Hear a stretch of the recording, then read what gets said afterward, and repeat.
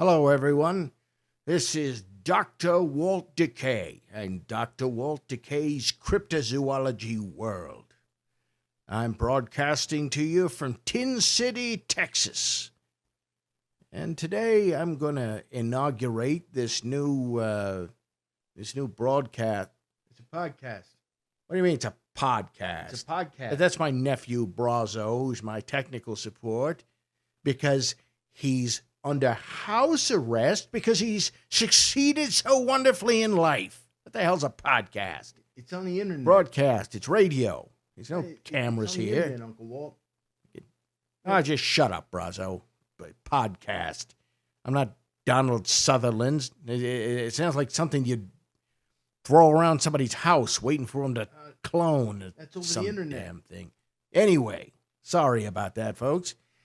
I am Dr. Walt DeKay. I have a PhD in cryptozoology from American Metaphysical University, the country's top paranormal-themed university.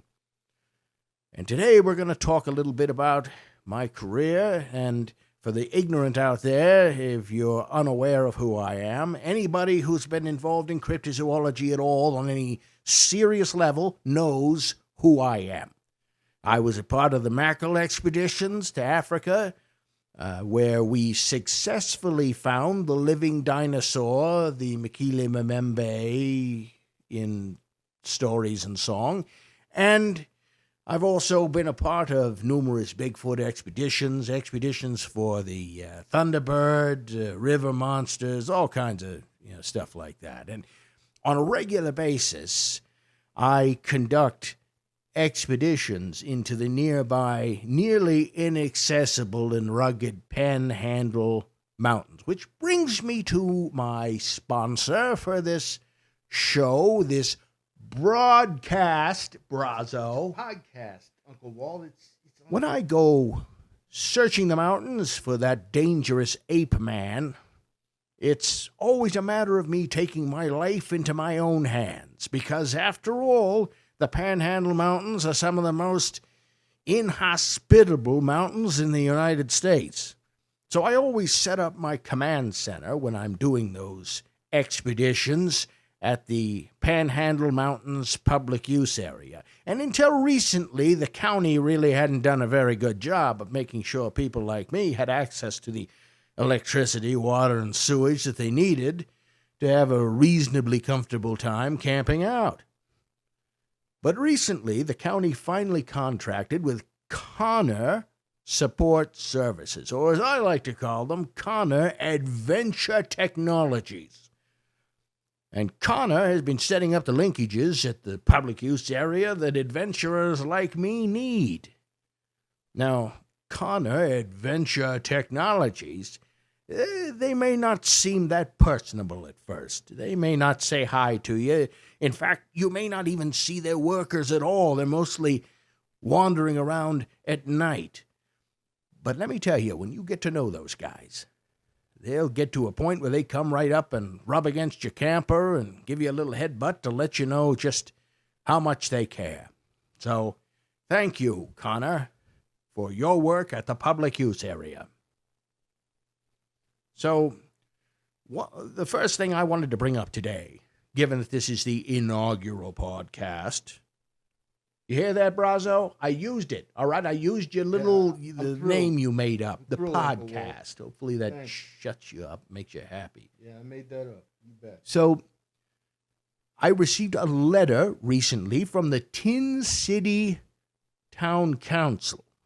And this is very disturbing stuff, folks. Very disturbing. And it shows the level of scientific ignorance and stupidity in America.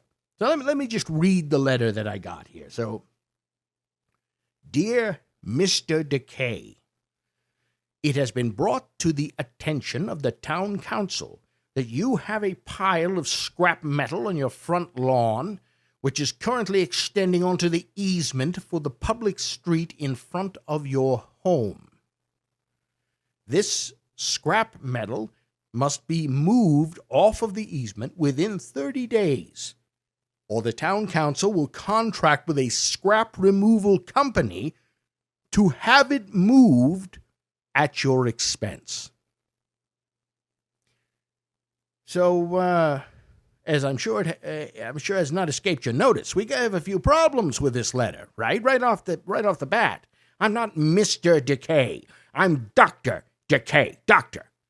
I didn't spend 12 non-consecutive months in graduate school to be called Mr.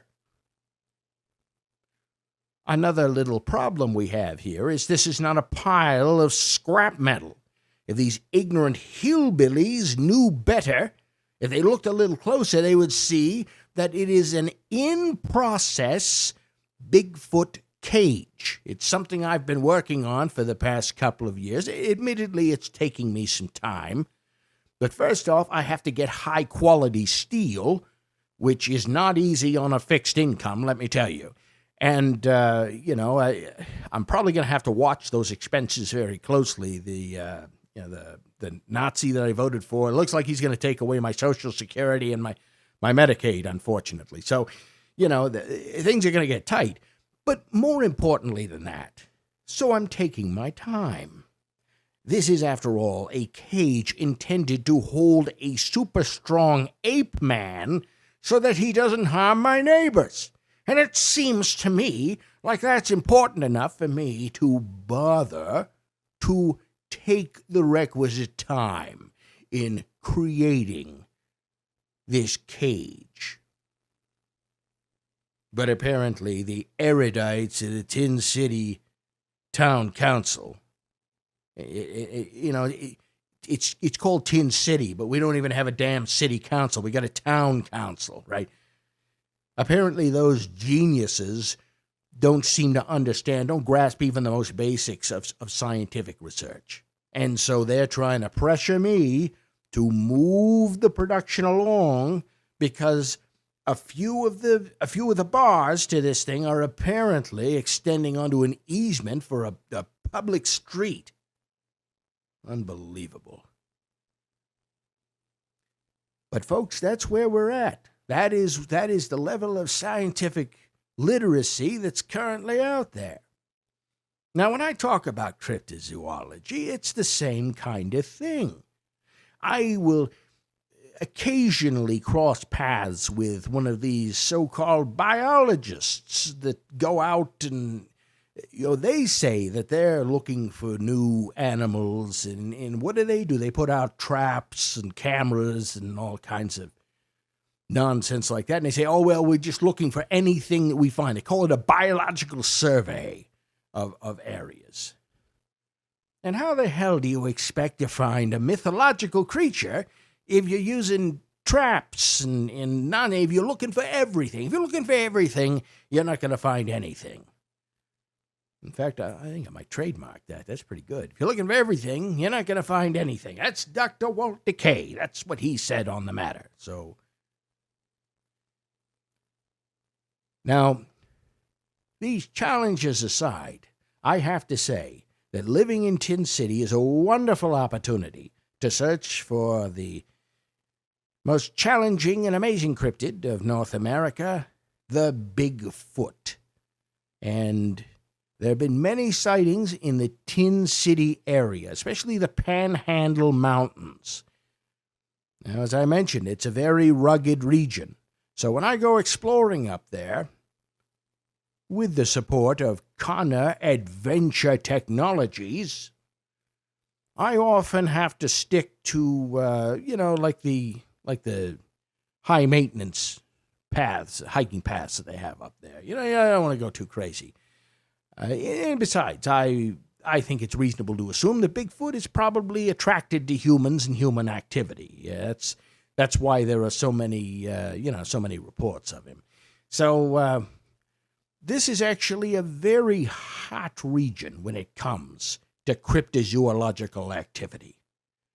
And despite the incompetent efforts of the Tin City Town Council, I think we're making real progress out here. And soon, within the next couple of years, I hope to have my Bigfoot cage assembled, at which point I can gather a group of individuals, mercenaries perhaps, people with the grit and the gumption to go after Bigfoot with me with tranquilizer darts, and I mean, this is Texas. We could have a damn howitzer if we wanted, but and together we will capture or kill, or maybe like blow into pieces, a Bigfoot and bring them back for study in my Bigfoot cage. And won't that be an incredible moment for cryptozoology as a science? And I sometimes see it referred to online as a pseudoscience, and I'm not familiar with the Latin on that. I think that pseudo means like super science, which is accurate. Again, we're not tromping around in the woods with traps and cameras and books full of purported biology facts.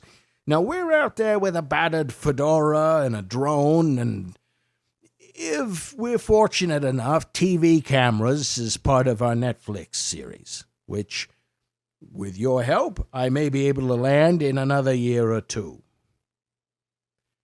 Well, I think that's all for this episode. I'm hoping in the near future to bring some guests onto the program and have some spirited debate. I also plan to travel soon in another expedition to southern New Mexico in the Las Cruces area in search of the Thunderbird. There have been very reliable reports of giant birds, and I think the dinosaur kind too down there. Yeah, I wasn't very clear, but and I'm going to go down there, and we'll see if we can capture some evidence of the mysterious, elusive Thunderbird.